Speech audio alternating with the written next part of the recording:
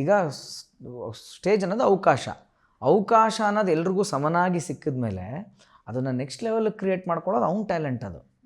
ಈಗ ಒಬ್ಬನೇ ಪ್ರೊಫೆಸರು 100 ಜನ ಮಕ್ಳಿಗೆ ಅವನೊಬ್ಬನೇ ಪಾಠ ಮಾಡೋದು, ಬಟ್ ಇಡೀ ಕ್ಲಾಸ್ಗೆ ರ್ಯಾಂಕ್ 1 ಯಾರೋ ಒಬ್ಬ ತಾನು ಬರೋದು. ಇನ್ನಾವುದು ಅದೇ ಕ್ಲಾಸಲ್ಲಿ ಕೂತಿರೋನೇ ಫೇಲು ಆಗ್ತಾನಲ್ಲ, ಹಂಗಾರೆ ಪ್ರೊಫೆಸರ್ ತಪ್ಪ ಅದು, ಸ್ಟೂಡೆಂಟ್ದು ತಾನೇ. ಸೊ ಗ್ರಹಿಕೆಲೇನೋ ಮಿಸ್ಟೇಕ್ ಇದೆ, ಅದು ಅವ್ರು ಮಾಡ್ಕೋಬೇಕು ಹೋಮ್ವರ್ಕ್ ಅದು. ಸೊ ನಾವು ಇಲ್ಲಿಂದ ಬಂದು ನಾನೇನೋ ಫೇಮಸ್ ಆದೆ, ನನಗೇನೋ ಒಂದು 10 ಸಿನಿಮಾ ಸಿಗ್ತಾಯಿದೆ, ಇವ್ನಿಗೆ ಯಾಕೆ ಸಿಗ್ತಾಯಿಲ್ಲ ಅಂದಾಗ ಅದು ಅವ್ರವ್ರು ಮಾಡ್ಕೋಬೇಕಾಗಿರೋ ಹೋಮ್ವರ್ಕ್. ಅದು ನಾನು ಅಬ್ಸರ್ವ್ ಮಾಡಿದ್ದೀನಿ, ಆಮೇಲೆ ಕರೆದು ಮಾತಾಡು ಹೇಳಿದ್ದೀನಿ.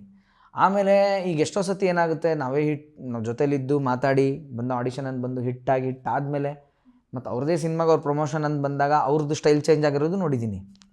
ಅರ್ಥ ಆಗ್ತಿದೆ ನಿಮಗೆ? ಅದೊಂದು ದೊಡ್ಡ ಜರ್ನಿ ಅದು ನಂದು. ಇದು ನೋಡಿದ್ದೀನಿ. ಬಟ್ ನಾನೇನಂತಂದರೆ ನಿಮ್ಗೆ ಹೆಂಗೆ ಗೊತ್ತಾ, ಹೇರ್ ಆ್ಯಂಡ್ ದ ಟಾರ್ಟಾಯ್ಸ್ ಕತೆ. I don't want to run fast. ಹೋಗೋಣ ಗುರು, ನೋಡೋಣ. ತುಂಬ ದೂರ ಇದೆ ಡೆಸ್ಟಿನಿ ರೀಚ್ ಆಗೋಕ್ಕೆ, ಹಣೆ ಬರ ಯಾಕೆ. ಸೊ ನಾನು ತುಂಬ ಸ್ಪೀಡ್ ಮಾಡ್ಕೊಳ್ಳಲ್ಲ, ಯಾಕಂದ್ರೆ ನಮ್ಮದೊಂದು ಸ್ಪೀಡ್ ನೋಡ್ಬಿಟ್ವಿ. ಅದು ಆಮೆ ಮೊಲದ ಕತೆ ನಾವು ಮಾಡಿದ್ವಿ. ಬಟ್ ಲಕ್ಕಿಲಿ ನಮಗೊಂದು ಕಮ್ಬ್ಯಾಕ್ ಸಿಕ್ತು, ಮತ್ತು ಆ ತಪ್ಪಿಂದ ನಮ್ಗೆ ಅರ್ಥನೂ ಆಯಿತು. ಅಲ್ಲಿಂದ ಇದು ಹೇರ್ ಆ್ಯಂಡ್ ದ ಟಾರ್ಟಾಯ್ಸ್ ಕತೆ ಮಾಡ್ಕೋಬಾರ್ದು ಅಂತ ಟಾರ್ಟಾಯ್ಸಿಗೆ ಶಿಫ್ಟ್ ಆದ್ವಿ. ಸೊ ಪಾಪ ಇರೋ ಜೋಶಲ್ಲಿ ಏನೋ ಬಂದಿರುತ್ತೆ, ಒಂದು ಸೀಸನ್ ಹಿಟ್ಟಾಗಿರ್ತಾರೆ, ಪಟ ಒಂದು 10 ಸಿನಿಮಾ ಸಿಗುತ್ತೆ, ಜೋಶಲ್ಲಿ ಬರ್ತಾರೆ. ನೆಕ್ಸ್ಟ್ ನಮ್ಮನ್ನೇ ಸಾರ್ ಅಂತ ಇರ್ತಾರೆ, ಫಸ್ಟು ಅಣ್ಣ ಅಂತಾರೆ, ಆಮೇಲೆ ಬ್ರೋ ಆಗ್ತೀವಿ, ಡೂಡ್ ಆಗ್ತೀವಿ.